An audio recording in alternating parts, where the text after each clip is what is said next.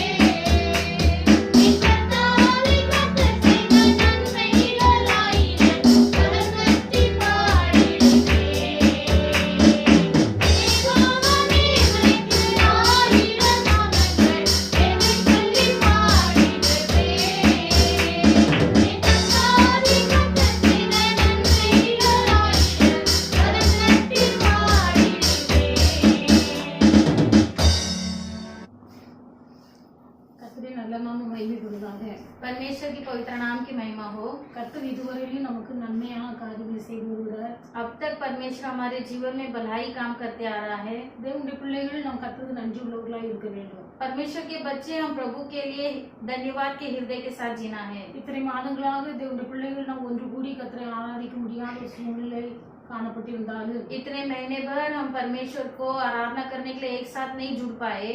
கர்த்தருக்கு சித்தமானால் அடுத்த வாரம் நாம் சேர்ந்து ஆராதிக்கும்படியாய் अनुकूलமான வழிவாசலை கர்த்தர் திறந்து தருகிறார். परमेश्वर की इच्छा हो तो परमेश्वर आने वाले हफ्ता में हम सब मिलकर आराधना करने के लिए प्रभु हमारे लिए रास्ता खोल के देगा। இதற்காக தேவனுடைய பிள்ளைகள் நாம் இதுவரையும் ஜெபித்து வந்தோம். अब तक हम इसके लिए प्रार्थना करते आ रहे हैं। இப்படி ஒரு நல்ல காலத்தை கர்த்தர் நமக்கு தந்திருக்கிறார். और अच्छा परमेश्वर ने एक दिन को दिखाया है। கர்த்தருக்கு நன்றி செலுத்துவோம். हम प्रभु को धन्यवाद देंगे। தொடர்ந்து ஜெபிப்போம். लगातार हम प्रार्थना करेंगे। எந்த தடையும் இல்லாமல் தேவனுடைய பிள்ளைகள் நாம் கூடி ஆராதிக்க கர்த்தர் நமக்கு உதவி செய்வாராக. कोई भी रुकावट के बिना हम सब प्रभु की आराधना करने के लिए प्रभु हमारी सहायता करे। இந்த நாளிலும் நாம் தியானத்துக்கு எடுத்துக்கொண்ட வேத வசனம் आज भी ध्यान के लिए लिया हुआ वचन மத்தேயு சுவிசேஷம் मत्ती रचित सुसमाचार 11வது அதிகாரம் 11वां अध्याय 28வது வசனத்தின் வாசிங்க. 28वां वचन को हम पढ़ेंगे। हे सब परिश्रम करने वालों और बोझ से दबे हुए लोग मेरे पास आओ, मैं तुम्हें विश्राम दूंगा।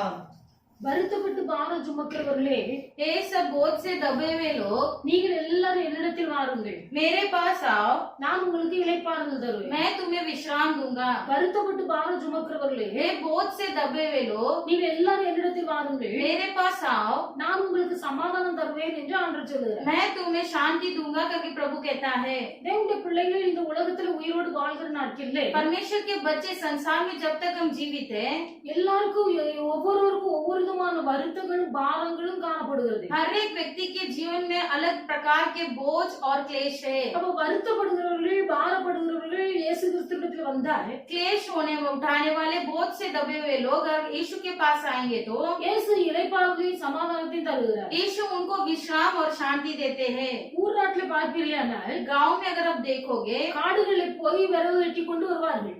जंगल में जाकर वे लकड़ी जमा करते हैं। இல்லாவிட்டால் ஏதோ ஒரு சுமையை சுமந்து கொண்டு வருவார்கள். नहीं तो कुछ अपने बोझ को उठाकर लेके आएंगे। அப்படி சுமந்து கொண்டு வரும்போது उस बोझ को जब उठाकर चलते हैं, வழி நெடுந்தூரம் நடக்க வேண்டி வரும்போது रास्ता कई लंबा रास्ता चलते समय அவர்களால் அந்த சுமையை சுமந்து கொண்டு வர முடியாத பட்சத்திலே अधिक समय तक वो बोझ को नहीं उठा पाते।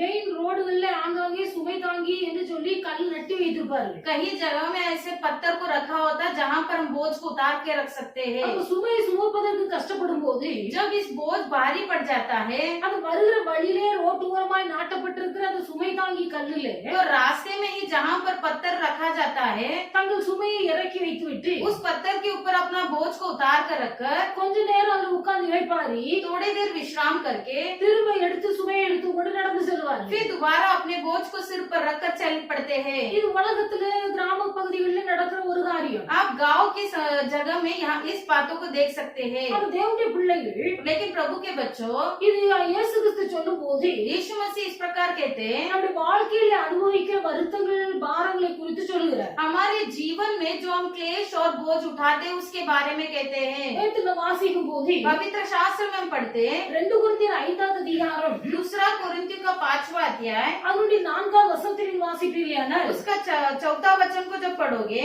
और हम इस डेरे में रहते हुए बोझ से दबे राहत रहते हैं, क्योंकि हम उतरना नहीं वरन और पहनना चाहते हैं, ताकि वो जो मरणहार है जीवन में डूब जाए।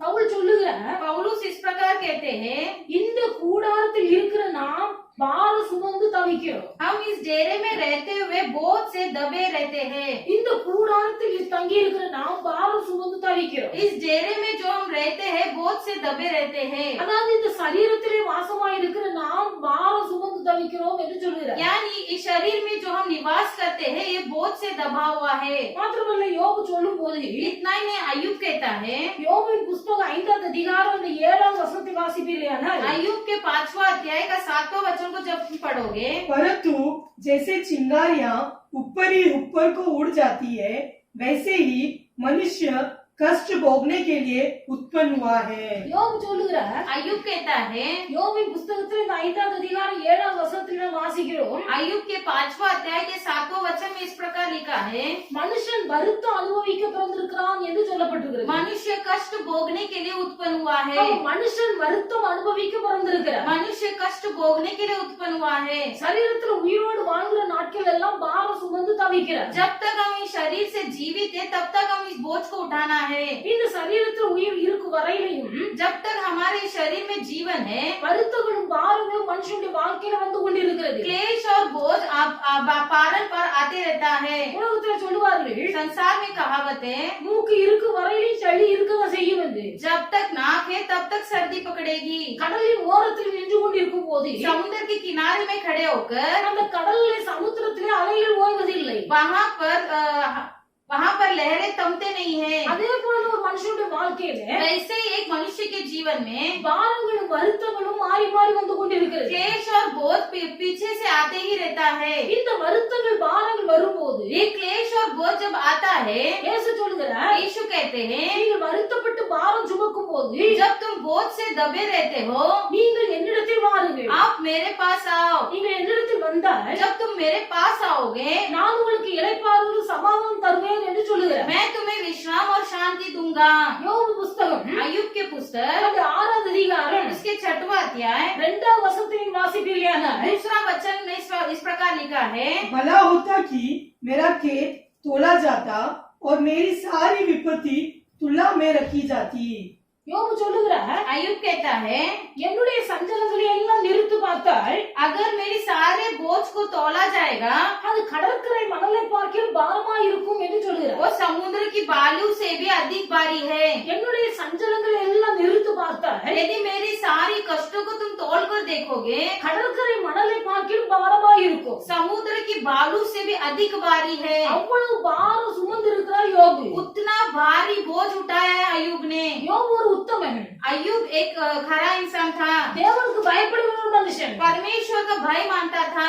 யோபு கர்த்தருக்கு பயப்படுகிற ஒரு மனுஷன். जो यहोवा का भय मानने वाला व्यक्ति, அவன் உத்தமன், वो खरा मनुष्य था சன்மார்க்கன், और वो बुराई से दूर रहता था, தேவனுக்கு பயப்படுகிறவன், प्रभु को भय मानता था பொல்லாப்புக்கு விலகுகிற ஒரு மனுஷன். और बुराई से दूर रहता था। இப்பேற்பட்ட தேவ மனுஷன் इस प्रकार का प्रभु का व्यक्ति இந்த வாழ்க்கை குறித்து சொல்லும் போது अपने जीवन में इस प्रकार कहता है, என் சஞ்சலங்களை நிறுத்து பார்த்தால் यदि तुम मेरे बोझ को तोल कर देखोगे, அது கடல் மணல் அளவை பார்க்கிற அதிக பாரமா இருக்கும் என்று वो சொல்கிறார். समुद्र के बालू से भी अधिक भारी है। அவ்வளவு பாரம் சுமந்து தவிக்கிறார். यानी इतना ही बोझ में दबा हुआ था। காரணம் என்னவென்றால் इसका वजह क्या है? யோபுடைய வாழ்க்கையிலே अय्यूब के जीवन में யோபு ஒரு பெரிய செல்வ சீமானாய் காணப்பட்டார். अय्यूब एक धनवान व्यक्ति था।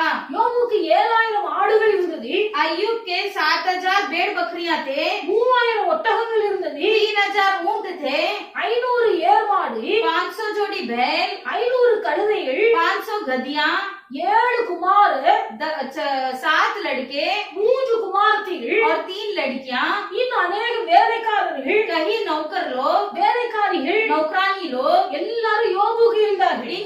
इनके पास इतने सारे लोग थे। எல்லாவற்றையும் சாத்தான் பார்த்து கொண்டே இருக்கிறார். इन सब पर शैतान का नजर था। யோபு உத்தமனாய் இருக்கிறார், अय्यूब एक खरा इंसान था, தேவனுக்கு பயப்படுகிறவர். परमेश्वर का भय मानने वाला व्यक्ति। ஒரு நாள் சாத்தான் வந்தான், एक बार शैतान आया, கர்த்தரிடத்தில் சொல்லுகிறான், यहोवा परमेश्वर से बोला, யோபு சும்மாவா உம்மை பின்பற்றுகிறான்? क्या अय्यूब तुम्हें ऐसे ही पीछा करता है? நீர் அவனையும் அவனுக்குண்டான எல்லாவற்றையும் ஆசீர்வதித்திருக்கிறீர், आपने उसके सारे चीजों को आशीष किया है, அவனை சுற்றி வேலையடைத்திருக்கிறீர், उसके चारों तरफ आपने रक्षा रखा है, அவன் எல்லாம் ஆசீர்வாதமா இருக்கிறபடினாலே वो सभी रीति से आशीषित है, इसलिए அவன் உமக்கு பயந்து உம்மை பின்பற்றுகிறார். वो तुम आपसे डर कर आपका पीछा करता है। யோபுக்கு தெரியும், ஆண்டவருக்கு தெரியும், प्रभु यीशु जानते थे யோபுடைய இருதயம் எப்படி என்று. अय्यूब का हृदय किस प्रकार है। இந்த ஆசீர்வாதங்களை எல்லாம் கொடுத்திருக்கிறதுனால தன்னை பின்பற்றுகிறான் என்று அல்ல, ये आशीर्वाद उसे मिला है इसलिए वो पीछा करता है, इसलिए नहीं। இவைகளெல்லாம் அவனை விட்டு எடுபட்டு போனாலும் चाहे उसके पास ये सारे चीज छीन भी लिया जाए, யோபு தன்னை உத்தமமாய் பின்பற்றுவான் என்று கர்த்தருக்கு தெரியும். फिर भी अय्यूब उसे खरा से पीछा करेगा करके यहोवा जानते थे। அதனால கர்த்தர் சாத்தானுக்கு உத்தரவு கொடுத்தார். इसलिए यहोवा ने शैतान को उत्तर दिया சாத்தான் யோபுடைய வாழ்க்கையில் நுழைந்தான். और शैतान अय्यूब के जीवन में प्रवेश किया। ஒரே நாள்ல அவனுடைய வாழ்க்கையில இருந்த அத்தனை ஆசீர்வாதங்களை இழந்து போனார். एक ही दिन में उसके जीवन के सारा आशीर्वाद को खो बैठा। சத்துருக்கள் வந்தார்கள். शत्रु आए, 7000 ஆடுகள், 3000 ஒட்டகங்கள், 7,000 भेड़ बकरियां और 3,000 ऊंटों को, 500 ஏர் மாடு, 500 கழுதைகள், 500 जोड़ी बैल और 500 गधियों को எல்லாவற்றையும் பிடித்து கொண்டு போனார். सब कुछ चुरा ले गए। அவனுடைய பிள்ளைகள் எல்லாரும் उनके सारे बच्चे ஒரே வீட்டுல கூடி இருந்து एक ही घर में इकट्ठा होकर அங்கே சந்தோஷமாய் மகிழ்ச்சியாய் இருக்கும் போது वे जब खुशी के साथ अपने बांट रहे थे, திடீரென்று அவர்கள் இருந்த வீட்டுக்கு நேராய் अचानक उनके घर पर ஒரு பெரிய காற்று, புயல் காற்று வீசி एक बड़ा आंधी आया। அந்த அவர்களுக்கு தங்கி இருந்த அந்த வீடு முழுவதும் சரிந்து விழுந்தது. उनका पूरा घर चुकना चूर होकर गिर पड़ा। அவனுடைய 10 பிள்ளைகளும் ஒரே நாள்ல மரித்து போனார்கள். उनके 10 बच्चे भी एक ही दिन में मर गए। 10 பிள்ளைகளும் ஒரே நாள்ல மரித்து போனார்கள். 10 बच्चे भी एक ही दिन में मर गए। இப்ப எல்லாவற்றையும் இழந்து போய் நிற்கிறார். अभी सब कुछ खोकर बैठा है। மனைவி சொல்லுகிறாள், पत्नी कहती है, நீர் இன்னும் உங்களுடைய உத்தமத்தில் உறுதியாக இருப்பீரோ? क्या तुम अभी भी अपनी खराई पर बना रहेगा? எல்லாம் போய்விட்டது. सब कुछ तुम खो बैठे हो। ஆடு போய்விட்டது, भेड़ बकरी चली गई, மாடுகள் போய்விட்டது, ஒட்டகங்கள் போய்விட்டது, ऊंट चला गया, கழுதைகள் போய்விட்டது, गधियां चले गए, எல்லாம் போய்விட்டது. सब कुछ हो चले गया, பிள்ளைகள் போய்விட்டார்கள். बच्चे भी चले गए। எல்லாவற்றையும் இழந்த பிறகும் हम सब कुछ खोने पर भी இன்னும் உங்களுடைய உத்தமத்தில் உறுதியாக இருக்கிறீரே. क्या तुम अभी भी खराई में बने रहते हो? தேவனை தூசித்து ஜீவனை விடும் என்று சொன்னார். परमेश्वर की निंदा कर और मर जाओ। நாம் பேசுகிற பாஷையில சொல்ல வேண்டுமானால், यदि हम साधारण रीति से बोलना है तो நீர் ஏன் இன்னும் உயிரோடு இருக்கிறீர்? अब तक तू क्यों जीवित हो? நீர் சாகும் என்று சொல்கிறாய். जाओ मर जाओ। இப்படிப்பட்ட இக்கட்டான சூழ்நிலையில ऐसे एक परिस्थिति में எல்லா பாரங்களையும் सारा अपना बोझों को அவன் இருதயத்தில் அடக்கி வைத்திருக்கிறார். अपने हृदय में रखा है। இத்தனை பாரங்களையும் சுமக்கிற யோபு इतने सारे बोझ को उठाने वाला अय्यूब சொல்லுகிறார், वो कहते हैं, என்னுடைய சஞ்சலங்கள், मेरे सारे क्लेश, என் வாழ்க்கையில் நான் அனுபவித்த சஞ்சலங்கள், मैंने जो अनुभव किया मेरे बोझों को, இவை எல்லாம் நிறுத்து பார்த்தால் यदि तुम इसे तौल कर देखोगे, கடற்கரை மணலை பார்க்கலும் அதிக பாரமாய் இருக்கு. समुद्र के बालू से भी अधिक भारी है, அதிக பாரமாய் இருக்கு. अधिक भारी है। அவன் இழந்த இழப்பு மட்டுமல்ல, वो क्या खोया उतना ही नहीं, அவன் சொல்லுகிறார், वो कहता है, நான் எனக்கே பாரமாய் இருக்கிறேன். मैं स्वयं अपने लिए बोझ बनकर बैठा हूँ, எனக்கே நான் பாரமாய் இருக்கிறேன். अपने लिए ही बोझ बन गया हूँ। இன்னைக்கு अनेक ஜனங்கள் அப்படிதான் இருக்கிறார்கள். आज कई लोग यही है। தேவனுடைய பிள்ளைகள் வாழ்க்கையில வந்திருக்கிற பாரத்துக்கு காரணம் என்ன? परमेश्वर के बच्चे आपके जीवन में बोझ आए, उसका वजह क्या है? சிலருடைய வாழ்க்கையில் வந்த நஷ்டம், आपके जीवन में जो नुकसान आया है, சிலருடைய வாழ்க்கையில் வந்த இழப்பு आपके जीवन में जो आप खो बैठे हो, அவளுக்கு பெரிய பாரத்தை உண்டாக்குகிறது. ये सब आपका क्लेश बढ़ा रहा है। சிலருடைய வாழ்க்கையில் அவருடைய பிள்ளைகள் பாரமாய் இருப்பார்கள். किसी के जीवन में आपके बच्चे आपके लिए बड़े बोझ दिख रहे हैं। சில பெற்றோர்கள் சொல்லுவார்கள், कई पालक इस प्रकार कहते हैं, எங்களுக்கு வயதாகி கொண்டிருக்கிறது, हमारा बुढ़ापा हो रहा है,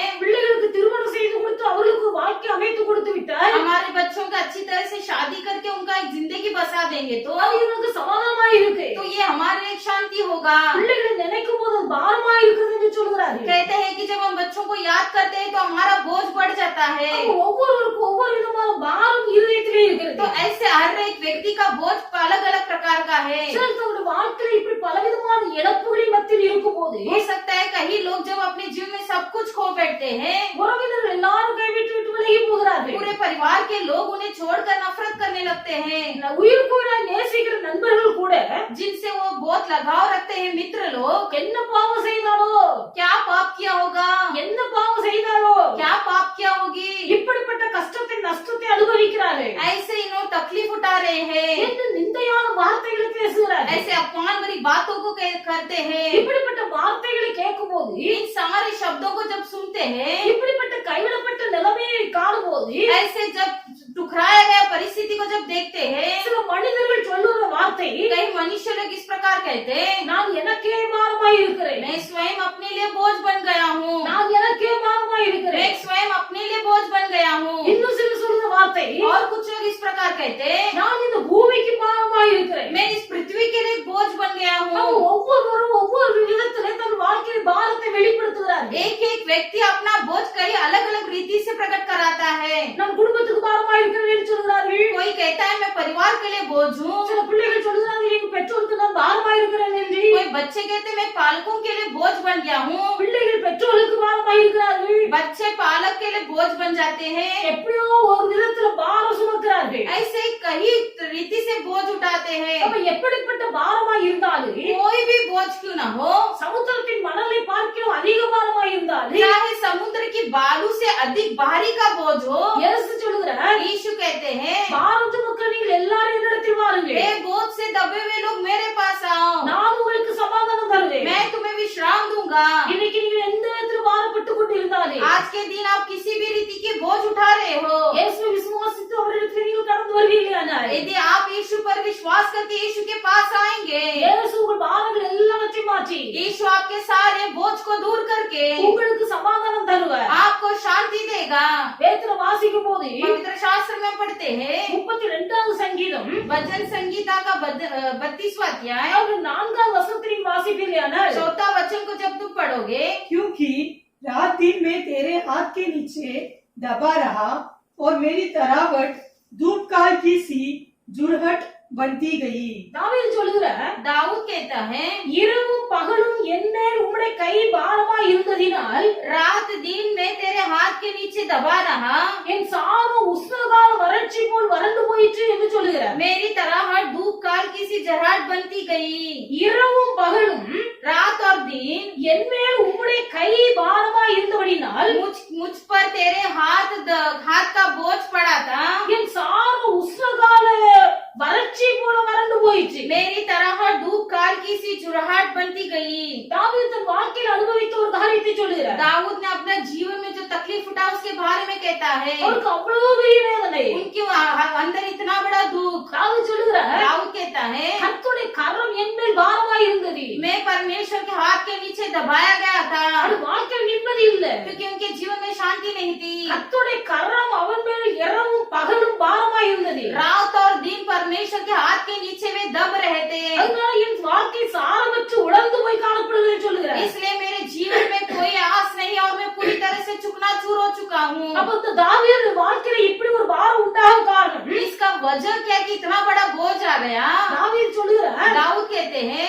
கர்த்தரை எப்பொழுது என்னாலும் என் முன்னால் என் கண் முன்னே வைத்திருக்கிறேன். परमेश्वर यहोवा को मैं निरंतर अपने सामने रखा हूँ, கர்த்தரை எக்காலத்தில் எனக்கு முன்பாக நிறுத்தி வைத்திருக்கிறேன். हमेशा मैं प्रभु को मेरे सामने रखा हूँ। அவர் என் வலது பாசத்தில் இருக்கிறபடினால் நான் அசைக்கப்படுவதில்லை. वो मेरे दाएं और बेटे हैं, इसलिए मैं कभी डगमगाऊंगा नहीं। கர்த்தரை எப்பொழுது எனக்கு முன்பாக நிறுத்தி வைத்திருக்கிறேன். परमेश्वर यहोवा को निरंतर मेरे सामने रखा हूँ, அவர் என் வலது பாசத்தில் இருக்கிறபடினால் நான் அசைக்கப்படுவதில்லை. वो मेरे दाएं और है, इसलिए मैं कभी डगमगाऊंगा नहीं। இப்படி தைரியமாய் சொன்ன ஒரு மனுஷன் ऐसे हिम्मत से कहा हुआ व्यक्ति ஒரு ஆராதனை வீரனாய் செயல்பட்டவர், ये एक आराधना वीर है, ஆண்டவரோடு நெருங்கிய உறவு வைத்திருந்தவர், यहोवा के साथ एक अधिक संबंधी रखा हुआ मनुष्य கர்த்தரே தாவீதை குறித்து சாட்சி கொடுக்கிறார். स्वयं परमेश्वर दाऊद के बारे में गवाही देते हैं। தாவீதின் இருதயத்துக்கு ஏற்றவன் என்று சாட்சி சொன்னார். दाऊद मेरा हृदय के योग्य व्यक्ति है। தாவீதின் இருதயத்துக்கு ஏற்றவன் என்று சாட்சி பெற்ற போதிலும் दाऊद मेरा हृदय के योग्य कहने वाला परमेश्वर का बच्चा होते हुए भी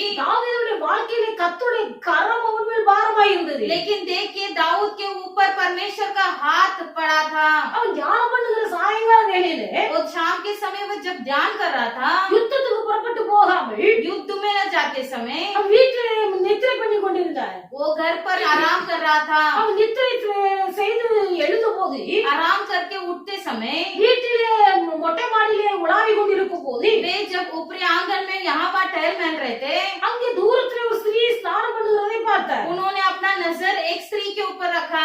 அந்த ஸ்திரீ ஸ்நானம் பண்ணி கொண்டிருக்கிறாள். वो स्त्री जब नहा रही थी, அந்த ஸ்திரீ வெகு அழகா இருந்தாள். उन्होंने देखा कि अधिक सुंदर थी।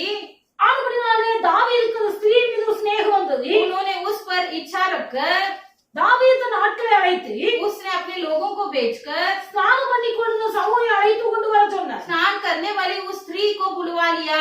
அந்த சகோதரி பெயர் பத்சேபாள் என்று எழுதப்பட்டிருக்கு. स्त्री का नाम है बत्सेबा। இந்த பத்சேபாள் இடத்துல தாவீது பாவம் செய்தார். बत्सेबा के साथ दाऊद ने पाप किया।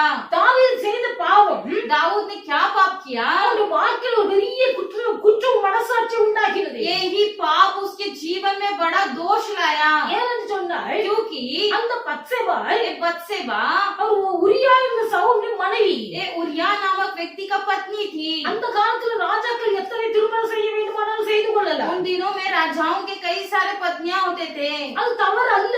उनकी कोई गलती नहीं थी। ராஜாக்கள் எத்தனை திருமணம் செய்து கொள்ளலாம். राजा लोग कितने भी शादी कर सकते थे, ஆனால் தாவீது செய்த ஒரு காரியம், लेकिन दाऊद ने क्या गलती किया, தனக்கு பத்சேபாளை மனைவியாக கொள்ள வேண்டும் என்பதற்காக उस बत्सेबा को अपना पत्नी बनाने के लिए குற்றமில்லாத ஒரு தேவ மனுஷனாகி உரியாவை கொலை செய்து निर्दोष व्यक्ति उरिया को घात करके அவனுடைய மனைவியாகிய பத்சேபாளை தனக்கு மனைவியாக எடுத்துக்கொண்டார். फिर उसकी पत्नी को अपना पत्नी बनवा लिया। இந்த காரியம் கர்த்தருடைய பார்வையில் பொல்லாப்பாய் இருந்தது. यही कार्य परमेश्वर के नजर में पाप था। ஒன்றுமறியாத உரியா निर्दोष था उरिया, ஒரு தேவ மனுஷன், वो परमेश्वर का व्यक्ति था, தேவ மனுஷன், प्रभु का व्यक्ति था, தேசத்துக்காக யுத்தத்திலே கலந்து கொண்டவன். देश के लिए युद्ध में वो गया था। அவனை கொலை செய்து उसे घात करके அவனுடைய மனைவியை தனக்கு மனைவியாக எடுத்துக்கொண்டார். उसकी पत्नी को अपना पति बना लिया। தேவனுடைய பிள்ளைகள் ஒன்றை நீங்கள் நன்றாக அறிந்து கொள்ள வேண்டும். परमेश्वर के बच्चे एक बात को ध्यान से समझ लीजिए, எப்பேற்பட்ட பாவமாய் இருந்தாலே कौन से भी बड़ी पाप क्यों ना हो, ஆண்டவரிடத்தில் வரும்போது जब आप प्रभु के पास आओगे கர்த்தர் எல்லா பாவங்களையும் மன்னிப்பார். परमेश्वर सभी पापों को क्षमा करता है। நம்முடைய பாவம் எப்பேற்பட்டதாய் இருந்தாலே हमारा पाप कैसा भी क्यों ना हो, இயேசு கிறிஸ்துவின் ரத்தம் यीशु मसीह का लहू, சகல பாவங்களையும் நீக்கி परमेश्वर का लहू सभी पापों से शुद्ध करके அது நம்மை கழுவி சுத்திகரிக்கிறது என்று எழுதப்பட்டிருக்கிறது. वो हमें धोकर शुद्ध करता है करके लिखा है। எப்பேற்பட்ட பாவமாய் இருந்தாலே किसी भी प्रकार का पाप क्यों न हो, இயேசு கிறிஸ்துவின் ரத்தம் நம்முடைய சகல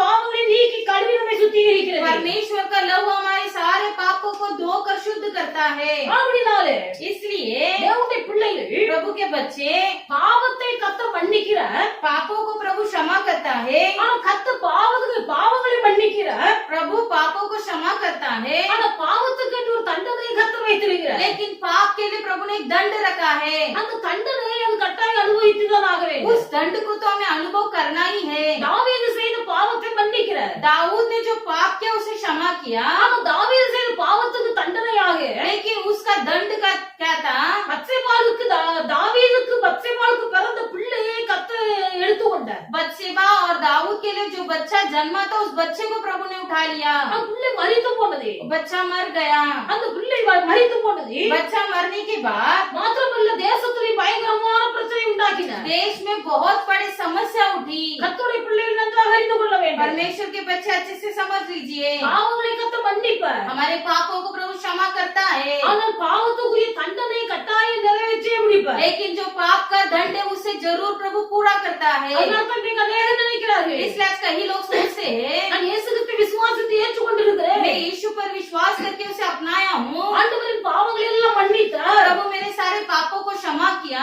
ஆண்டவரிடத்தில் நல்ல சமாதானம் தந்திருக்கிறார் प्रभु ने मुझे शांति दिया है, என்று சொல்லுகிறார்கள். ऐसे कहते हैं। அநேகரை பார்க்கும் போது कई लोगों को देखते समय அவர்கள் ரட்சிக்கப்பட்டு எத்தனை வருஷமாய் இருந்தாலும், उद्धार पाके कितना साल क्यों ना हो, ஆண்டவரிடத்தில் வந்து எத்தனை வருஷமாய் இருந்தாலும் प्रभु के पास आकर कई साल होने पर भी வாழ்க்கையிலே சமாதானம் இல்லை, जीवन में शांति नहीं, வாழ்க்கையில நிம்மதி இல்லை, जीवन में शांति नहीं, நிம்மதியற்ற வாழ்க்கை வாழ்ந்து கொண்டிருக்கிறார்கள், वे बेशांत होकर वे जी रहे हैं, திருப்தி இல்லாத வாழ்க்கை வாழ்கிறார்கள். बढ़ोतरी के बिना जी रहे हैं। இப்படிப்பட்டவர்களை பார்க்கும் போது ऐसे लोगों को जब हम देखते हैं, மற்றவர்கள் கேட்கிற கேள்வி, दूसरों का ये सवाल उठता है, இத்தனை வருஷமாய் கர்த்தரை பின்பற்றியும் इतने साल से प्रभु के पीछा करते हुए भी இவருடைய வாழ்க்கையில் ஏன் இந்த பிரச்சனை, क्यों इनके जीवन में समस्या, ஏன் இந்த கஷ்டம்? क्यों ये क्लेश? ஒன்று அறிந்து கொள்ள வேண்டும், एक बात समझ लीजिए, பாவங்களை கர்த்தர் மன்னிக்கிறார், अपने पापों को प्रभु क्षमा करता है, பாவங்களின் தோஷத்தையும் கர்த்தர் மன்னிக்கிறார், पापों के सारे दोष को भी प्रभु क्षमा करता है, ஆனால் பாவத்துக்குரிய தண்டனையை लेकिन जो पाप का दंड है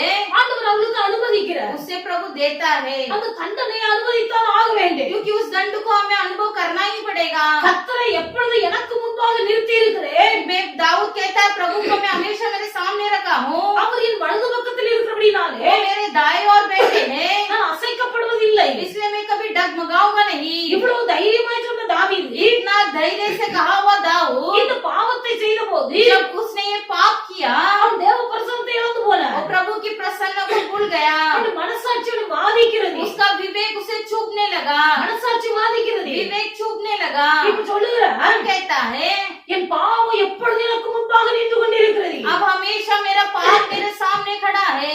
கர்த்தரை எப்பொழுது எனக்கு முன்பாக நிறுத்தி வைத்திருக்கிறேன் என்று சொன்னவர் यहोवा को मेरे सामने रखा हूँ कहा हुआ मनुष्य, இப்ப கர்த்தர் நின்ற இடத்துல जहाँ पर यहोवा खड़े थे, கர்த்தர் விலகிட்டாரு, பாவம் வந்து இருக்குது. यहोवा हट गया, अभी पाप खड़ा है।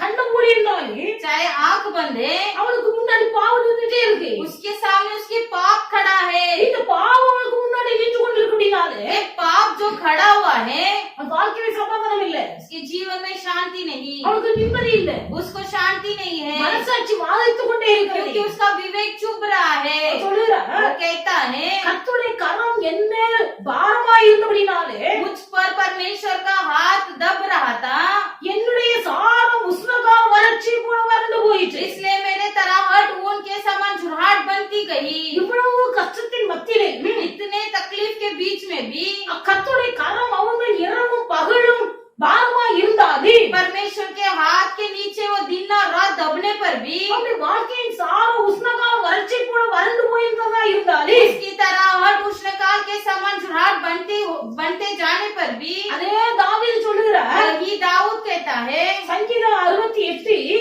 भजन संगीता 68वां अध्याय அந்த 19 வசனத்தை வாசிப்பீர்களானால் उसके 19वां अध्याय को जब पढ़ोगे, धन्य है प्रभु जो प्रतिदिन हमारा बोझ उठाता है, वही हमारा उद्धारकर्ता परमेश्वर है। என்னாலும் ஆண்டவருக்கு ஸ்தோத்திரம் உண்டாவதாக, प्रतिदिन हम धन्य कहेंगे प्रभु को।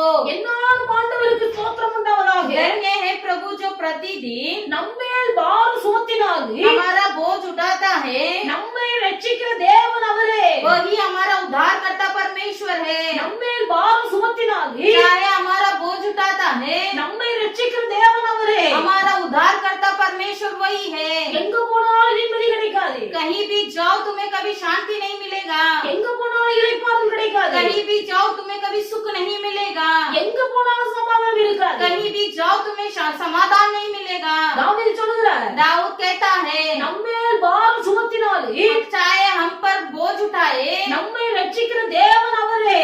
लेकिन हमारा उद्धारकर्ता परमेश्वर वही है। வருத்தப்பட்டு பாரம் சுமக்கிறவர்களே, हे बोझ से दबे हुए लोगों, நீங்கள் எல்லாரும் என்னிடத்தில் வாருங்கள், तुम सब मेरे पास आओ, நான் உங்களுக்கு இளைப்பாறுதல் தருவேன், मैं तुम्हें विश्राम दूंगा, நான் உங்களுக்கு சமாதானம் தருவேன். मैं तुम्हें समाधान दूंगा। இது நன்றாக அறிந்திருக்கிறார் தாவீது. ये अच्छे से जान गया दाऊद, அதனால தான் சொன்னார், इसलिए वो कहा, கர்த்தருக்கு என்னாலும் ஸ்தோத்திரம் உண்டாவதாக. धन्य है प्रभु को प्रतिदिन, நம்மேல் பாரம் சுமத்தினாலும் நம்மை ரட்சிக்கிறவர் தேவன் அவரே. चाहे वो हमारा बोझ उठाता है, लेकिन हमारा उद्धारकर्ता परमेश्वर वही है। உலகத்தில் சொல்லுவார்கள், संसार में इस प्रकार कहते, அடிக்கிற கையை அணைக்கும் என்று சொல்வார்கள். मारने वाला हाथ ही सराहता है। அதே போல இந்த இடத்துல தாவீது சொல்லுகிறார், इसलिए दाऊद यहाँ पर ऐसे कह रहा है, நம்மேல் பாரம் சுமத்தினாலே चाहे वो हमारे ऊपर बोझ उठा रहा है, நம்மை ரட்சிக்கிற தேவன் அவரே என்று சொல்லுகிறார். लेकिन हमारा उद्धार करने वाला भी वही है। அப்படினால கர்த்தர் உங்கள் மேல் பாரம் சுமத்தி இருந்தாலே हो सकता है आपके ऊपर बोझ दब रहा है, அந்த பாரத்திலிருந்து ரட்சிப்பு தருகிறவர் ஆண்டவராய் இயேசு கிறிஸ்து ஒருவரே. उस बोझ से उद्धार करने वाला परमेश्वर केवल प्रभु यीशु मसीह है। அப்படினால நீங்கள் கர்த்தருடைய சமூகத்தை தேடி ஓடி வாருங்கள். इसलिए आप प्रभु यीशु मसीह को ढूंढ कर दौड़ कर आइए। மனுஷகுமாரன் வரும் நாட்களிலே मनुष्य को पुत्र जब आएंगे, விசுவாசம் கெட்டு போகக்கூடிய நாட்கள் जब हमारा विश्वास डगमगाएगा। வேதத்தில் எழுதப்பட்டிருக்கிறது. पवित्र शास्त्र में लिखा है, லூக்கா 21:34 நீங்கள் வாசிப்பீர்களானால் लूका का 21वां अध्याय का 34वां वचन को जब पढ़ोगे, உங்கள் இருதயம் லௌகீக கவலைகளினால் பாரமடையாதபடிக்கு எச்சரிக்கையாயிருங்கள். आपका हृदय संसार के क्लेश से न दबते हुए सावधान रहो। உங்கள் இருதயம் லௌகீக கவலைகளினால் பாரமடையாதபடிக்கு எச்சரிக்கையாயிருங்கள். आप सावधान रहो, ऐसा न हो कि तो इस दुनिया की चिंताओं से तुम सुस्त हो जाए। இங்க ஜனங்களுடைய இருதயத்துக்கு பிறகு பாரம் உண்டாகுது. अभी लोगों के जीवन में एक बोझ आ रहा है। அது எந்த பாரம் என்றால் इस प्रकार का बोझ है, லௌகீக கவலைகளினால் உண்டாகிற பாரம். संसार की चिंताओं से बड़े हैं। லௌகீக கவலை इस जीवन की चिंता, என்னத்தை புசிப்போம், क्या हम खाए, என்னத்தை குடிப்போம் क्या हम पिए, என்று சொல்லி லௌகீக கவலைகளுக்காக பாரப்படுகிறார்கள். ऐसे ही जीवन की चिंताओं से बोझ बढ़ रहा है। ஆனா கர்த்தர் சொல்லுகிறார், लेकिन प्रभु कहता है, லௌகீக கவலைகளினால் உங்கள் இருதயம் பாரமடையாதபடிக்கு எச்சரிக்கையாயிருங்கள். आप सावधान रहिए कि संसार के बोझ से आप दबे मत रहो। நீங்கள் எச்சரிக்கையாயிருங்கள். सावधान रहो, ஏனெனில் क्योंकि நினையாத நேரத்திலே बिना जब समझ नहीं है, மனுஷகுமாரன் வல்லமையோடு வருவார். मनुष्य के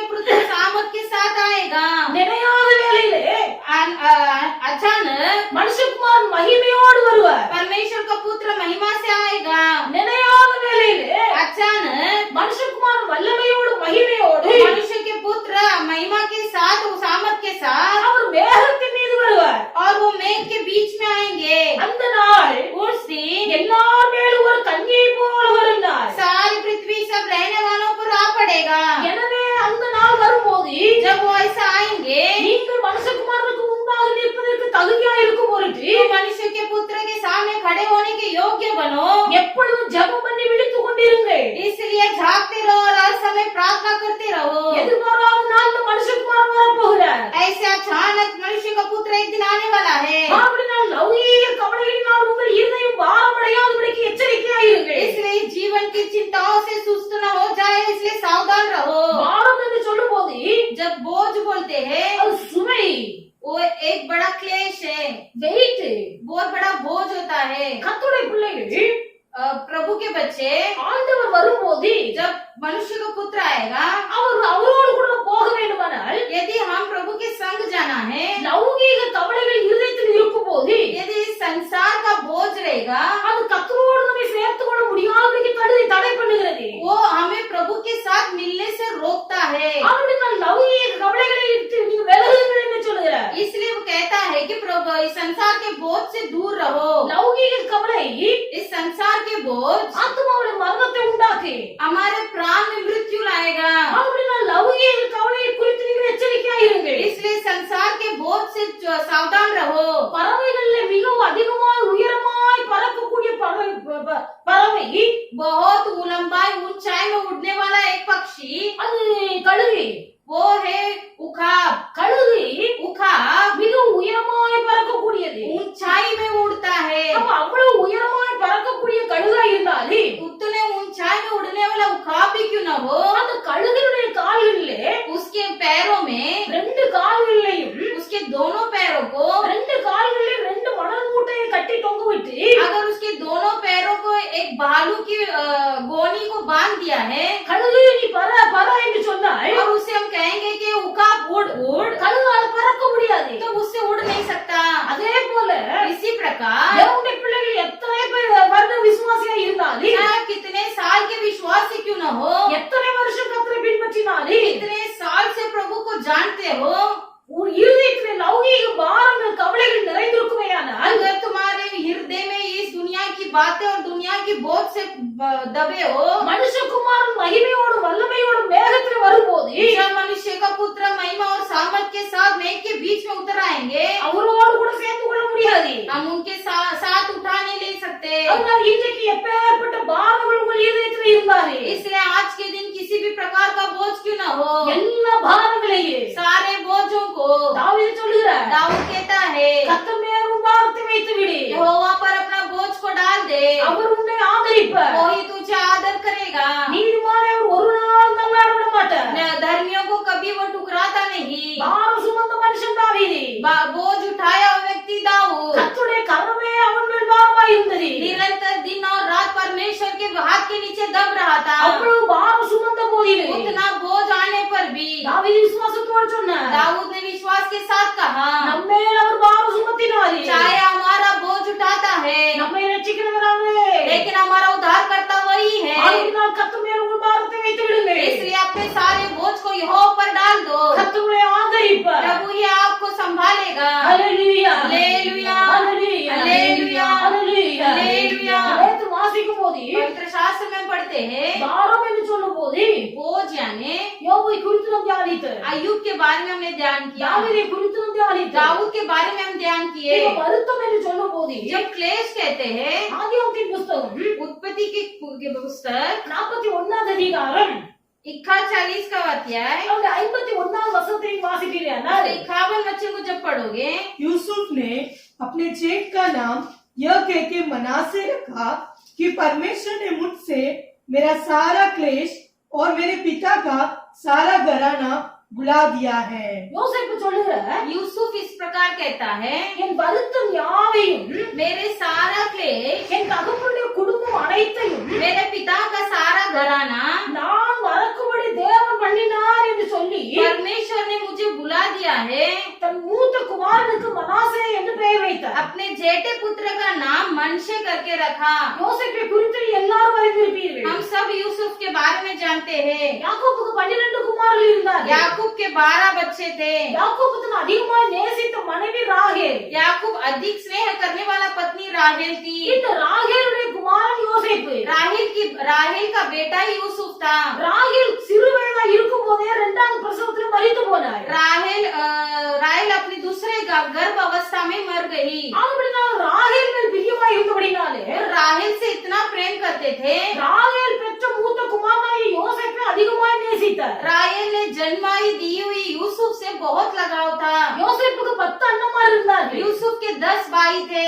10 அண்ணன்மார் பார்க்கிறார்கள். 10 भाई भी देख रहे हैं। நம்ம எல்லாரையும் விட பார்க்கிற யோசேப்பை தகப்பனார் அதிகமாய் நேசிக்கிறார். हम सबसे बढ़कर हमारा पिता यूसुफ से बहुत प्रेम करते हैं। ஆனபடினால் யோசேப்பை பகைத்தார்கள். इसलिए वे यूसुफ से नफरत करते थे। யோசேப்புக்கு யாக்கோபு பலவர்ண அங்கியை தைத்து கொடுத்தார். यूसुफ को याकूब ने रंग बिरंगा एक वस्त्र बनवाया। இதை பார்த்து மற்ற 10 சகோதரர்கள் இன்னும் அதிகமாய் பகைத்தார்கள். ये देखते ही बाकी के भाई के अंदर और जलन उठा। வேதத்தில் எழுதப்பட்டிருக்கிறது, शास्त्र में लिखा है யோசேப்பின் சகோதரர் यूसुफ का भाई யோசேப்பினிடத்தில் பட்சமாய் நடந்து கொண்டார்கள். यूसुफ को अलग करके चलाते थे। பட்சமாய் நடக்கிறார்கள். पक्षपात होकर चलते थे। நாட்கள் கடந்து போகிறது. दिन होते होते யோசேப்பு சொப்பனம் கண்டார். यूसुफ ने एक सपना देखा। அவர் ஒரு சொப்பனத்தில் उसने एक सपने में வயல்வெளியில் நின்று கொண்டிருக்கிறார். खेत में खड़े हैं। எல்லாரும் வயல் நிலத்திலே அறுவடை செய்கிறார்கள். खेत में वे सब फूल बांध रहे थे।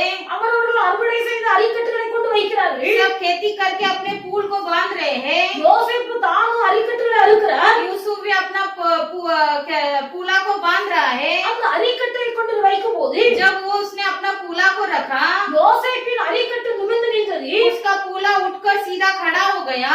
மற்ற 10 சகோதரர்களுக்கு அறுத்து கொண்டு வந்த அரிக்கட்டு और बाकी के फूलों ने அந்த யோசேப்பின் அரிக்கட்டை தாழ விழுந்து வணங்கினது என்று ஒரு சொப்பனம் கண்டார். यूसुफ के पूले को चारों तरफ से घेर लिया और उसे दंडवत किया। இந்த சொப்பனத்தை சொன்ன போது इस सपना को बोलते ही சகோதரர்கள் இன்னும் அதிகமாய் பகைத்தார்கள். भाइयों ने उससे और नफरत करने लगे। நாங்கள் எல்லாரும் உன்னை வந்து வணங்க வருவோமோ क्या सचमुच तू हमारे ऊपर तेरी प्रभुता होगी? என்று சொல்லி அதிகமாய் பகைத்தார்கள். और ऐसे और नफरत होने लगा। இரண்டாவது சொப்பனம் கண்டார். दूसरा उन्होंने एक सपना देखा। சூரியனும் சந்திரனும் सूर्य और चंद्रमा 11 நட்சத்திரங்களும் और 11 तारे தன்னை வணங்கினதாக ஒரு சொப்பனம் கண்டார். उसे दंडवत करते हुए उसने सपना देखा। இந்த சொப்பனத்தை சொன்ன போது जब उसने ये सपना को बोला, அதிகமா நேசித்த தகப்பன் கூட வருத்தப்பட்டார். अधिक से स्नेह करने वाले पिता तक उसके मन में खेद हुए। கர்த்தருடைய பிள்ளைகள் மிகவும் கவனமாய் இருக்க வேண்டும். प्रभु के बच्चे ध्यान दीजिए। யோசேப்புடைய வாழ்க்கையில் ஒரு பெரிய வருத்தம். यूसुफ के जीवन में बड़ा क्लेश। யோசேப்புடைய வாழ்க்கையில சிறு வயதிலிருந்து வருத்தத்தை அனுபவிக்கிறார். देखिए बचपन से ही वो क्लेश उठा रहा है। கூட பிறந்த சகோதரர்கள் பகைக்கிறார்கள். सगे भाई उसे नफरत करते थे, ஆனால் இந்த யோசேப்பு பகைக்கவில்லை. लेकिन यूसुफ ने कभी उसे नफरत नहीं किया। சகோதரருடைய சுகநலனை விசாரித்து விட்டு வா என்று சொன்னபோது யோசேப்பு தன் சகோதரரை பார்க்க முடியாத வனாந்தரத்துக்கு புறப்பட்டு போனார்.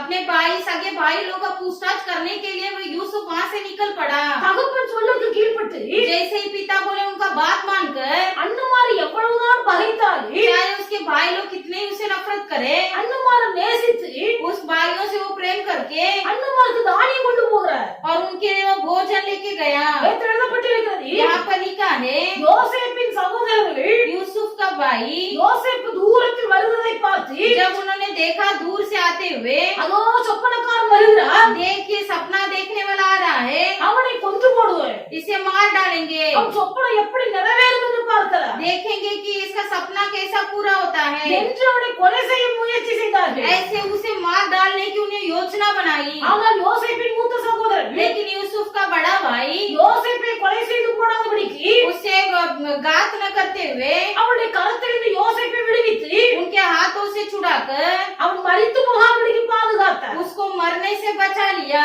ஆனால் 20 வெள்ளி காசுக்கு இஸ்ரவேலுடைய கையில் விற்று போட்டார்கள். फिर भी चांदी के 20 टुकड़े के लिए उसे बेच दिए। தேவனுடைய பிள்ளைகள் இன்னைக்கு உங்கள் வாக்கியம் நினைத்து பாருங்கள். परमेश्वर के बच्चे आज आप अपने जीवन को याद स्मरण कीजिए। கூட பிறந்த சகோதரர்கள் உங்களை பகைக்கலாம். क्या आपके सगे भाई बंधु लोग तुमसे नफरत करते हैं? உங்கள் பெற்றோர்கள் கூட உங்களை சற்று அற்பமாய் நினைக்கலாம். हो सकता है अपने पालक भी तुम्हें कभी कभी समझते नहीं होंगे। நீங்கள் மற்றவர்களை நேசிக்கும் போது, जब तुम दूसरों से प्रेम करते हो, நீங்கள் உண்மையான அன்போடு அவரை நேசிக்கும் போது, जब तुम सच्चे दिल से किसी से स्नेह करते हो, நீங்கள் செலுத்துகிற அதே அன்பை அவர்களும் உங்களிடத்தில் செலுத்த வேண்டும் என்று நீங்கள் எதிர்பார்க்கும் போது, जो प्रेम तुम चाहते हो कि जैसे तुम करते वैसे वे भी तुमसे करे, நீங்கள் அன்பு செலுத்தும் போது அவர்கள் உங்களுக்கு பகைமையை வெளிப்படுத்தினால் जब तुम प्रेम करते हो, वे जब नफरत करते हैं, உங்கள் இருதயம் எவ்வளவு வேதனைப்படும். देखिए आपका हृदय कैसा खेदित होगा। அன்பை படிக்கிறான் யோசேப்பு. लेकिन यहाँ पर यूसुफ अपना प्रेम दिखा रहा है, சகோதரர்கள் பகைமையை பிரதிபலிக்கிறார்கள். लेकिन भाई लोग ने नफरत को दिखाया, அவருடைய வஸ்திரத்தை கிழித்தார்கள். उसके वस्त्र को फाड़ा, தகப்பன் ஆசையாய் தைத்து கொடுத்திருந்த வஸ்திரம் उसके पिता ने उसे इच्छा से बनाया हुआ वस्त्र। சகோதரர்களுக்கு பொறாமை, भाई को अंदर जलन பகைமை, और नफरत, ஆனபடியால் வஸ்திரத்தை கிழித்து போட்டார்கள். इसलिए उन्होंने जल्दी से उस वस्त्र को फाड़ डाला, இஸ்மவேலர் கையில விற்று போட்டார்கள். इश्माइलियों के हाथ में बेच भी दिया, ஒரு குற்றம் செய்யவில்லை. कोई गलत काम नहीं किया।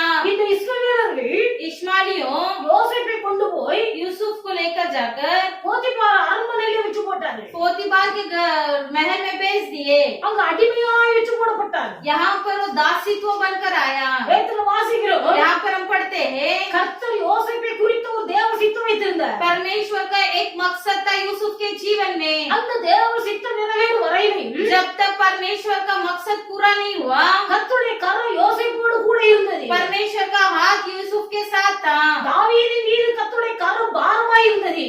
परमेश्वर का हाथ दाऊद के ऊपर बोझ बनकर बैठा था, ஆனால் யோசேப்பின் மீது கர்த்தருடைய கரம் ஆசீர்வாதமாக இருக்கிறது. लेकिन यहाँ यूसुफ के ऊपर परमेश्वर का हाथ सफलता की ओर था। கர்த்தருடைய கரம் ஆசீர்வாதமாகவே யோசேப்புக்கு காணப்பட்டால் चाहे यूसुफ के लिए परमेश्वर का हाथ एक आशीषित हाथ था, உலகம் அவனுக்கு எதிர்த்து செயல்படுகிறது. लेकिन ये संसार उसके लिए बहुत विरुद्ध था। அடிமையாய் விற்கப்பட்டார். यहाँ पर दासीत्व में बेचा गया था। அரண்மனையில் ஒரு அடிமையாய் செயல்பட்டுக் கொண்டிருக்கிறார். अभी राजमहल में एक दासीत्व दास के समान पड़ा है। அரண்மனையில இருந்தாலே चाहे वो महल के अंदर है, அவருடைய இருதயம் எவ்வளவு வேதனைப்பட்டிருக்கு. वो सोचिए उसका हृदय कितना खेदित हुआ होगा। தன்னை அதிகமாய் நேசித்த தன் தகப்பனை நினைத்து வருத்தப்பட்டிருப்பார். अधिक से अधिक प्रेम किया हुआ अपना पिता को हमेशा वो स्मरण किया होगा। தன் தகப்பனால் ஆசையாய் பலவர்ண அங்கி தைத்து கொடுத்திருந்தார். उसके पिताजी ने प्यार के साथ उसे एक वस्त्र बनवाया था। இப்ப அடிமையின் வஸ்திரம் தரித்தவனாய் அரண்மனையிலே காணப்படுகிறார். उस रंग बिरंगे वस्त्र को छोड़कर एक दासीत्व का वस्त्र पहनकर अभी खड़ा है। அந்த அடிமையின் வஸ்திரத்தை பார்க்கும்போது அவன் இருதயம் எவ்வளவு வருத்தப்பட்டிருக்கு. जब भी वो उस दासीत्व वस्त्र को देखता था, उसका हृदय कितना खेदित हुआ होगा। எல்லா இருதயத்தையும் எல்லா வருத்தத்தையும் இருதயத்தில் வைத்திருந்தார். उसने अपने सारे क्लेश और बोझ को अपने हृदय में रखा था। அடிமையாய் இருந்த யோசேப்பு दासीत्व में पड़ा हुआ यूसुफ அரண்மனையில இருக்கும்போது जब वो राजमहल में थे, செய்யாத குற்றத்தை செய்தாய் என்று சொல்லி குற்றம் சாட்டப்பட்டு जब वो काम गलत काम नहीं किए उसे उसने किया करके नाम मिला சிறைச்சாலையில் தள்ளப்பட்டார். और उसे बंदी गृह में डाल दिया गया। சிறைச்சாலையில் தள்ளப்பட்டார். बंदी गृह में डाल दिया गया। தேவனுடைய பிள்ளைகள் இன்னைக்கு உங்கள் வாழ்க்கை அப்படி நடக்கலாம். परमेश्वर के बच्चे आज आपके जीवन में यही हो रहा है। செய்யாததை செய்தாய் என்றும் जो आपने नहीं किया वही तुम किया कर சொல்லாததை சொன்னாய் என்று சொல்லுவார்கள். जो तुम नहीं बोले उसे तुमने ही बोला कहेंगे। இது நடக்கக்கூடிய காரியம். ये ऐसा होता है। ஆனா இயேசு சொன்னார், लेकिन यीशु ने कहा, என் நிமித்தம் உங்களை துன்பப்படுத்தி मेरे कारण यदि कोई तुम्हें ठुकराता है, நிந்தையான வார்த்தைகளை உங்கள் மீது பொய்யாய் சுமத்துவார்களானால் अपमान वाली बातें यदि तुम्हारे ऊपर बोलेंगे, நீங்கள் சந்தோஷப்பட்டு களி கூறுங்கள். आप आनंदित होकर मगन हो। பரலோகத்தில் உங்கள் பலம் மிகுதியாயிருக்கும். स्वर्ग राज्य में तुम्हारा प्रतिफल अधिक होगा। சொல்லாததை சொன்னாய் என்று சொல்வார்கள். जो नहीं बोले वो तुमने बोला कहेंगे। செய்யாததை செய்தாய் என்று சொல்வார்கள். जो तुमने नहीं किया वो तुमने किया कहेंगे। யோசேப்பு செய்யாத ஒரு தவறையும் செய்தான் என்று சொல்லி குற்றம் சாட்டினார்கள். यूसुफ ने जो काम नहीं किया था उसे तुम किया करके उस पर दोष लगाया गया। யோசேப்பு நியாயத்துக்காக வழக்காடவில்லை. यूसुफ ने अपने न्याय के लिए झगड़ नहीं किया। காரணம் இல்லாமல் சிறைச்சாலைக்கு போனார். बेवजह वो बंदी गृह चला गया। பலவர்ண அங்கி தரித்திருந்த யோசேப்பு रंग बिरंगे कपड़ा वस्त्र पहना यूसुफ, அவனோட வஸ்திரம் கிழிக்கப்பட்டது. उसका वस्त्र फाड़ा गया। அடிமை வஸ்திரம் தரித்தார். अभी दासीत्व का वस्त्र पहना है। இப்பொழுது செய்யாத குற்றத்துக்காக சிறைச்சாலை கடந்து போயிருக்கிறார். अभी जो काम नहीं किया है उसके लिए बंदी गृह में गया है। சிறைச்சாலைக்கு போன போது கைதியின் வஸ்திரம் தரித்திருக்கிறார். अभी यहाँ पर बंदी गृह में आकर बंदियों का वस्त्र पहना है। அவன் கடந்து வந்த பாதைகள் எல்லாம் நினைக்கும் போது அவனுடைய இருதயம் எவ்வளவு வருத்தப்பட்டிருக்கு. और उसके रास्ते में जैसे भी वो चल के आ रहा उसके रास्ते में कितना उसने रोया होगा। இப்ப கைதியின் வஸ்திரம் தரித்தவனாய் சிறைச்சாலைக்குள்ளே உட்கார்ந்து இருக்கிறார். अभी बंदियों का वस्त्र पहनकर बंदी गृह में बैठा है। ஒவ்வொரு நாளும் இருதயம் தகப்பனை நினைக்கிறது. प्रतिदिन अपने पिता को स्मरण करता था। ஒவ்வொரு நாளும் இருதயம் தன் குடும்பத்தை நினைக்கிறது. प्रतिदिन वो अपना परिवार को स्मरण करता था। இவ்வளவு இக்கட்டான மத்தியிலேயும் ऐसे परिस्थिति में கர்த்தருடைய கரம் யோசேப்போடு கூட இருந்தது. परमेश्वर का हाथ यूसुफ के संग था। இவனோடு கூட இன்னும் 2 பேர் சிறைச்சாலையில் அடைக்கப்பட்டிருந்தார்கள். उसी बंदी गृह में इसके साथ और 2 जन पड़े थे। ஒரு நாள் காலையில எழும்பின போது एक दिन सुबह जब वो उठा 2 பேருடைய முகமும் வாடி போயிருந்தது. दोनों का चेहरा उतरा हुआ था। அவளுக்கு தான் யோசேப்பு கேக்குறார், यूसुफ ने उनसे पूछा உங்கள் முகம் வாடி இருக்கு காரணம் என்ன? तुम्हारे मुंह क्यों उदास है? 2 பேரும் 2 அர்த்தமுள்ள சொப்பனம் கண்டார்கள். दोनों ने अलग अलग अर्थ का सपना देखा। அந்த சொப்பனத்தின் அர்த்தம் தெரியாமல் கலங்கி கொண்டிருந்தார்கள். सपना का अर्थ समझ नहीं था, इसलिए वे चिंतित थे। யோசேப்பு அவர்கள் கண்ட சொப்பனத்துக்கு அர்த்தத்தை சொல்லிக் கொடுத்தார். यूसुफ ने उनका सपना का अर्थ बताया। அவன் சொன்ன அர்த்தத்தின்படியே அவர்களுக்கு சம்பவித்தது. उसके अर्थ के हिसाब से ही पूरा हुआ। அவர்கள் சிறைச்சாலையிலிருந்து வெளியே கொண்டு வரப்பட்டார்கள். और वो बंदी गृह से बाहर ले आए थे। அவர்கள் வெளியே போகும்போது जब वे बाहर जा रहे थे யோசேப்பு அந்த கைதிகளுக்கு சொல்லி அனுப்பினார், यूसुफ ने उस कैदियों से कहा நான் செய்யாத குற்றத்திற்காக சிறைச்சாலையில் தண்டனை அனுபவித்துக் கொண்டிருக்கிறேன். मैं निर्दोष हूँ, फिर भी मैं यहाँ पर सजा भुगत रहा हूँ। நீங்கள் போய் என் நிலைமையை ராஜாவிடத்தில் எடுத்து சொல்லி आप लोग बाहर जाकर मेरी परिस्थिति को राजा से बोलिए என்னை இந்த இடத்திலிருந்து வெளியே கொண்டு வாருங்கள் என்று சொல்லி அனுப்பினார். और मुझे भी यहाँ से बाहर निकाल कर ले आओ। ஆனால் சிறைச்சாலையை விட்டு வெளியே வந்த போது लेकिन जैसे ही वे दोनों बाहर निकल पड़े சிறைச்சாலையிலிருந்து வெளியே வந்த 2 மனுஷர்களும் बंदी गृह से बाहर आए हुए दोनों व्यक्तियाँ யோசேப்பை அப்படியே முழுவதுமாய் மறந்து போனார்கள். यूसुफ को पूरी तरह से भूल चुके थे। வேதம் சொல்லுகிறது, पवित्र शास्त्र लिखा है 2 வருஷம் ஆகியும் 2 साल बीतने पर भी யோசேப்பு அவர்கள் நினைத்து கூட பார்க்கவில்லை. यूसुफ को उन्होंने स्मरण नहीं किया। யோசேப்புடைய வாழ்க்கையில் வந்த வருத்தத்தை பாருங்கள். देखिए यूसुफ के जीवन में कितना बड़ा क्लेश, மறந்து போனார்கள். भूल गए। மிகுந்த வருத்தத்தோடு இருக்கும் போது जब वे बहुत दुखी थे ராஜா ஒரு நாள் சொப்பனம் கண்டார். राजा भी एक सपना देख रहा है। ராஜா சொப்பனம் கண்டு கலங்கி கொண்டு இருக்கும் போது राजा जब सपना देखकर चिंता था அப்பொழுதுதான் ஞாபகம் வருகிறது, तब लोगों को याद आया சிறைச்சாலையிலே ஒரு மனுஷன் இருக்கிறார். इस बंदी गृह में एक व्यक्ति है, அவன் பெயர் யோசேப்பு. उसका नाम यूसुफ है। அவனுக்குள்ள தேவனுடைய ஆவி இருக்கிறது. उसके अंदर परमेश्वर की आत्मा है। அவன் சொப்பனத்துக்கு அர்த்தம் சொல்லுவான் என்று वो जरूर सपना का अर्थ बताएगा। சிறைச்சாலையிலிருந்து யோசேப்பை அழைத்துக் கொண்டு வந்தார்கள். वह बंदी गृह से यूसुफ को बाहर ले आए। ராஜா கண்ட சொப்பனத்துக்கு யோசேப்பு அர்த்தம் சொன்ன போது जब राजा ने जो सपना देखा उसका अर्थ यूसुफ ने बताया। ராஜா கண்ட சொப்பனத்துக்கு அர்த்தம் என்னவென்றால், राजा ने जो सपना देखा उसका अर्थ क्या था? 7 வருஷம் தேசத்துல பயங்கரமான செழிப்பு உண்டாயிருக்கு. 7 साल इस देश में बहुत बड़ा हरा भरा होगा। அந்த செழிப்பின் வருஷங்கள் முடிந்த பிறகு जैसे ही वो हरा भरा वर्ष खत्म होगा 7 வருஷம் பயங்கரமான பஞ்சம் உண்டாயிருக்கு. 7 साल अकाल पड़ेगी। ஆனபடினால் ராஜா செய்ய வேண்டிய காரியம் என்னவென்றால், इसलिए राजा को एक काम करना होगा। 7 வருஷம் செழிப்பான வருஷம் நடக்கும் போது जब 7 साल हरी भरी साल चलता है, வரப்போகிற 7 வருஷம் பஞ்ச நாட்களுக்கு आने वाले 7 साल के अकाल के दिन पहले 7 வருஷத்துக்கு தேவையான ஆகாரத்தை சேர்த்து வைக்க வேண்டும். बोथाई के उपज को हमें जमा करना होगा। அதற்கு விவேகமுள்ள ஒரு மனுஷனை ராஜா தேடி அதற்கென்று ஏற்படுத்துவாராக என்று சொன்னார். इसके लिए इस कार्य के लिए विवेकित और बुद्धिमान व्यक्ति को चुन कर रखे। ராஜா பார்க்கிறார். राजा ने देखा, யோசேப்பை பார்த்து சொன்னார், यूसुफ को देखकर कहा உன்னை போல விவேகமுள்ள மனுஷன் ஒருத்தன் இல்லை. तेरे समान विवेकित और बुद्धिमान मनुष्य कोई नहीं है। தேவனுடைய ஆவியை பெற்ற மனுஷன் உன்னை போல வேறொரு மனுஷன் இல்லை परमेश्वर का आत्मा को पाया हुआ व्यक्ति तेरे समान कोई नहीं है। என்று சொல்லி யோசேப்பை அந்த இடத்திலே பதவியிலே உயர்த்தி வைத்தார். और वहाँ पर यूसुफ को देश के ऊपर अधिकारी ठहरा दिया। இப்படி செழுமையான 7 வருஷங்கள் நடந்து கொண்டிருக்கும் போது अभी जब 7 साल बहुत ही अच्छे से वर्ष निकल रहे थे, இப்பொழுது ராஜா யோசேப்புக்கு திருமணம் செய்து வைத்தார். अभी राजा ने यूसुफ का एक शादी करवाया। பஞ்சகாலம் தொடங்குவதற்கு முன்பதாக और अकाल पड़ने से पहले யோசேப்பின் வாழ்க்கையில திருமணம் நடந்தது. यूसुफ के जीवन में विवाह हुआ। யோசேப்புக்கு மூத்த மகன் பிறந்தான். यूसुफ का पहला बेटा हुआ। அப்பொழுது யோசேப்பு சொன்ன ஒரு வார்த்தை, तब यूसुफ इस शब्द को कहता है, கர்த்தர் என் தகப்பனையும் परमेश्वर ने मेरे पिता के घराने என் குடும்பம் அனைத்தையும் और मेरे सारा क्लेश, எல்லா வருத்தங்களையும் மறக்கும்படி செய்தார் मेरे सारे घराने को बुला दिया।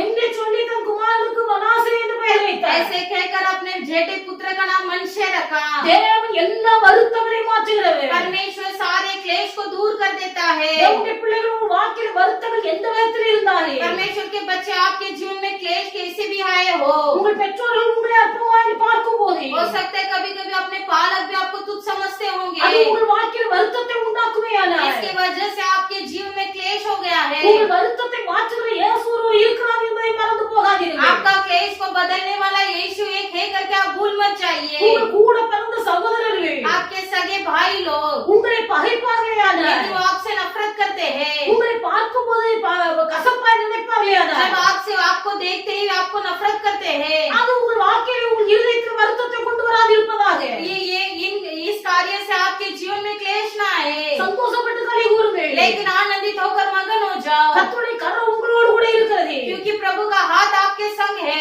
கர்த்தர் வருத்தங்கள் எல்லாவற்றையும் மாற்றுவார். परमेश्वर आपके सारे क्लेश को दूर करेगा, கர்த்தர் எல்லா வருத்தத்தையும் மாற்றுவார். सारे क्लेश को दूर करेगा। தகப்பனால் செல்லமாய் வளர்க்கப்பட்டவன், पिता ने प्यार से उसे बढ़ाया था, ஆசையாய் பலவர்ண அங்கி தைத்து கொடுத்தார். प्यार के साथ रंग बिरंगे वस्त्र बनवाया था, அந்த ஆசையாய் தைத்து கொடுத்த பலவர்ண அங்கி கிழிக்கப்பட்டது. प्यार से बनाया गया वस्त्र फाड़ दिया गया था।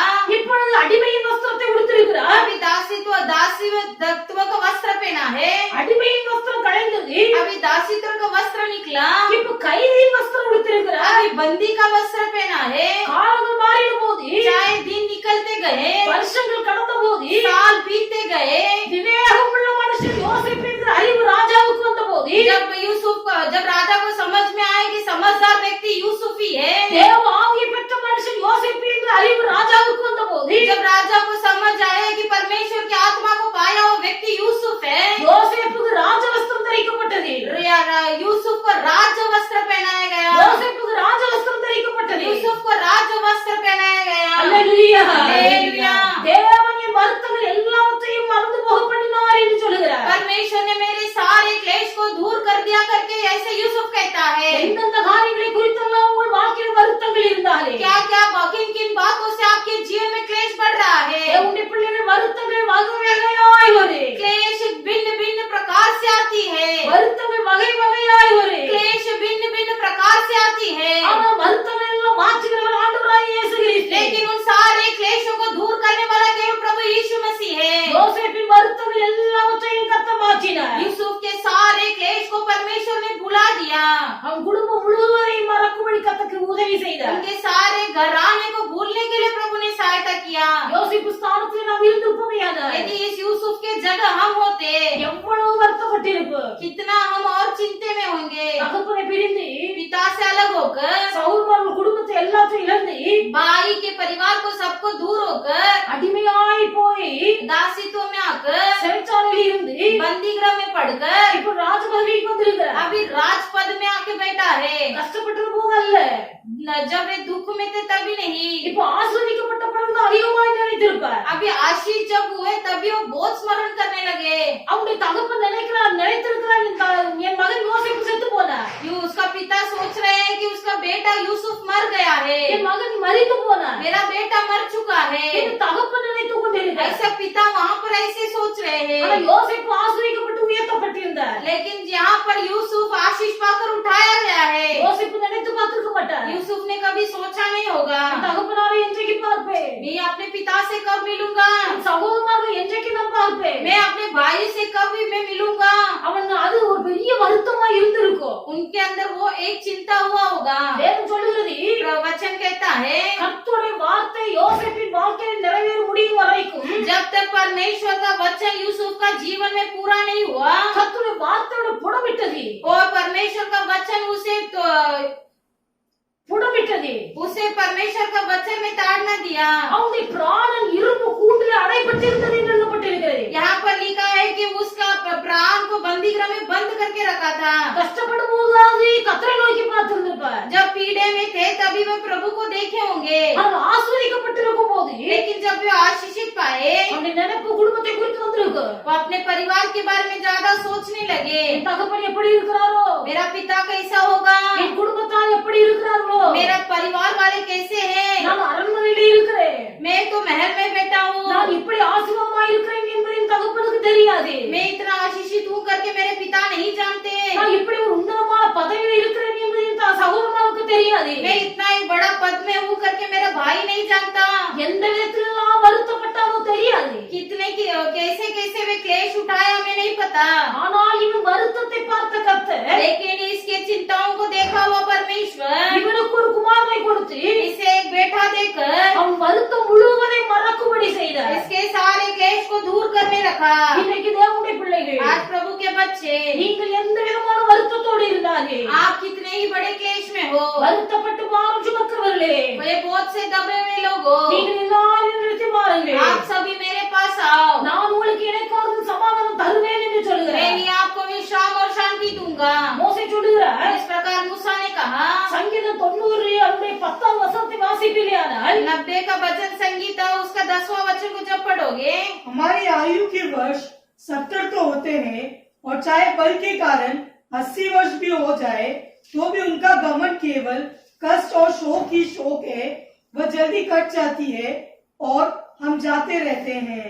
எங்கள் ஆயுசு நாட்கள் 70 வருஷம். हमारे आयु के वर्ष 70 तो होते हैं, பலத்தின் மிகுதியினால் 80 வருஷமா இருந்தாலும் बल के कारण 80 वर्ष भी हो जाए, அதின் மேன்மையானது வருத்தமும் சஞ்சலமுமா இருக்கிறது என்று சொல்கிறார். लेकिन उसमें केवल कष्ट और शोक ही शोक है। எங்கள் ஆயுசு நாட்கள் 70 வருஷம். हमारी आयु के वर्ष 70 वर्ष है, பலத்தின் மிகுதியினால் 80 வருஷமா இருந்தாலும் बल के कारण 80 वर्ष भी हो जाए, அதனுடைய மேன்மை வருத்தமும் சஞ்சலமும். उसमें केवल कष्ट और शोक ही शोक है। வருத்தம் क्लेश, எவ்வளவுதான் சத்தான ஆகாரங்கள் சாப்பிட்டாலும், कितने ही हम ताकतवर भोजन खाए, எவ்வளவுதான் பால் முட்டை சாப்பிட்டாலும், कितने ही दूध और अंडा पिए, பலத்தின் மிகுதியினால் 80 வருஷம் உயிரோடு இருக்கலாம். फिर भी हमारे बल से हम केवल 80 साल जी सकते। அந்த 80 வருஷம் उस 80 साल भी வாழ்க்கையின் மேன்மை வருத்தம் நிறைந்ததாய் இருக்கிறது. हमारे जीवन में केवल कष्ट और शोक है। இதுதான் மனுஷன் வருத்தம் அனுபவிக்க பிறந்திருக்கிறான் என்று சொன்னார் யோபு. इसलिए अय्यूब ने कहा मनुष्य केवल कष्ट भोगने के लिए उत्पन्न हुआ है, வருத்தம் அனுபவிக்கவே பிறந்திருக்கிறார். कष्ट उठाने के लिए उत्पन्न हुआ है। 12 வருஷமா வியாதியா இருந்த ஒரு ஸ்திரீ 12 साल से एक स्त्री बीमार थी। 12 வருஷம் 12 साल வேதத்தில் எழுதப்பட்டிருக்கிறது. पवित्र शास्त्र में लिखा है, அவள் அநேக வைத்தியர்களால் வருத்தப்பட்டார். वे कई सारे वैद्यों के कारण दुख हुए। அவள் பெரிய பணக்காரியா இருந்திருக்கலாம். हो सकता है बहुत धनवान होगी, ஏன்னா மார்க் 5வது அதிகாரத்தில் அவளை குறித்து வாசிக்கும் போது क्योंकि मरकुस का 5वां अध्याय में इस प्रकार लिखा है, அவள் अनेक வைத்தியர்களால் வருத்தப்பட்டு वे कई सारे वैद्यों के कारण दुख उठाए, தனக்கு உண்டான ஆஸ்திகளெல்லாம் விற்று செலவழித்து अपने सारे संपत्ति को बेचकर சற்றாயிரம் குணமடையாதபடினாலே थोड़ा सा भी कोई भी बदलाव न होते हुए அவள் வருத்தப்பட்டாள் என்று எழுதப்பட்டிருக்கிறது. लिखा गया कि वो बहुत दुख उठाए। மார்க் 5வது அதிகாரம் मार्क का 5वां अध्याय அந்த 26ஆம் வசனம் வாசியுங்கள். उसके 26वां वचन में पढ़े, उसने बहुत वेदियों से बड़ा दुख उठाया और अपना सब माल व्यवहार करने पर भी उसे कुछ लाभ न हुआ था, परंतु और भी रोगी हो गई थी।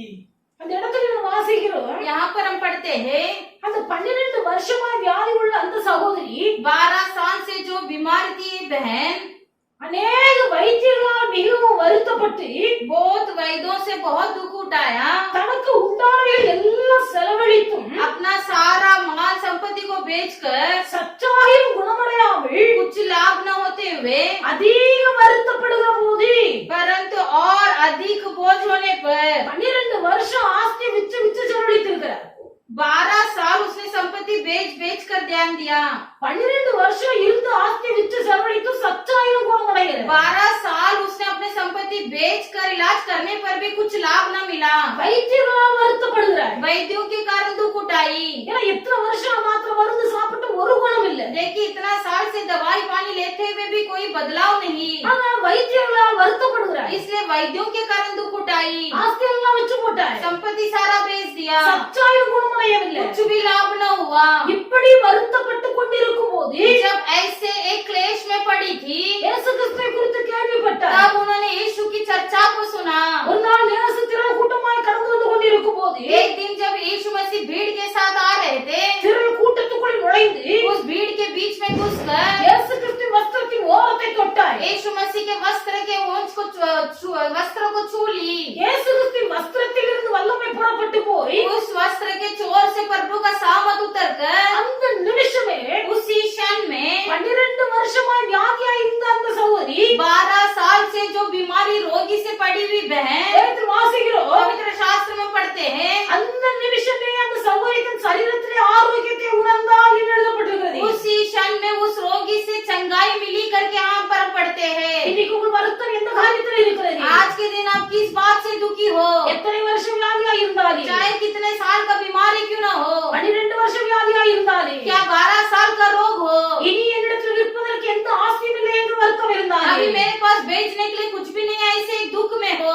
எத்தனையோ பெரிய பெரிய ஸ்பெஷலிஸ்ட் எல்லாம் போய் பார்த்து விட்டு வந்தாச்சு. कितने बड़े बड़े स्पेशलिस्ट को आप देख कर आ चुके हैं, இனி போய் பார்ப்பதற்கு பெரிய டாக்டர் யாரும் இல்லை अभी इससे बड़ा कोई डॉक्टर यहाँ पर नहीं है। என்று சொல்லி अनेक வைத்தியர்களை குறித்து நீங்கள் வருத்தப்பட்டுக் கொண்டிருந்தார்கள். ऐसे बहुत सारे वैद्यों के कारण आप दुखी हो रहे हो। கர்த்தர் இன்றைக்கு உங்கள் வருத்தத்தை பார்க்கிறார். आज प्रभु आपको बोझ को देख रहा है। நீங்கள் என்னிடத்தில் வாருங்கள், मेरे पास आओ, என்னிடத்தில் வாருங்கள், मेरे पास आओ, நான் உங்களுக்கு வருத்தத்தை எல்லாம் மாற்றுவேன், आपके सारे दुख को मैं दूर करूंगा, உங்கள் பாரங்களை எல்லாம் மாற்றுவேன், सारे बोझ को दूर करूंगा, உங்களுக்கு சமாதானம் தருவேன் என்று சொல்லுகிறார். मेरे जीवन में शांति मिलेगा। யாரா இருந்தாலும் சரி, चाहे आप कोई भी क्यों ना हो, இருக்கிற இடத்திலே जहाँ पर बैठे हो, இயேசு கிறிஸ்துவின் மனக்கண்களுக்கு முன்பாக நிறுத்திக் கொண்டு प्रभु यीशु मसीह को आप अपने आंखों के सामने ले आइए, வாய் திறந்து சொல்லுங்கள், मुंह खोल कर बोलिए, ஆண்டவரே हे प्रभु என்னிடத்தில் வாருங்கள் என்று சொன்னீர். आपने कहा मेरे पास आओ। இந்த உலகத்திலே நான் பாரம் சுமந்து தவிக்கிறேன். इस संसार में मैं बोझ उठाकर घूम रहा இந்த हूँ। உலகத்திலே வாழும்போது